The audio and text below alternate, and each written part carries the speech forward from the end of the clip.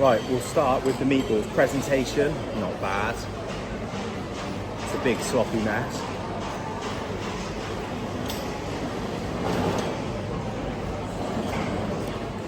They aren't bad, to be fair. They're not the hottest, but I give that a 7 out of 10.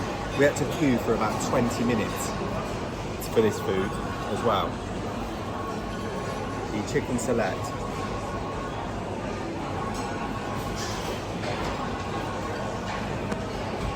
Oh, that's fucking horrible. That is like stodgy, not crispy. Oh.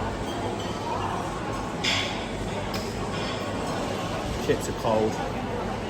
It's not a good start.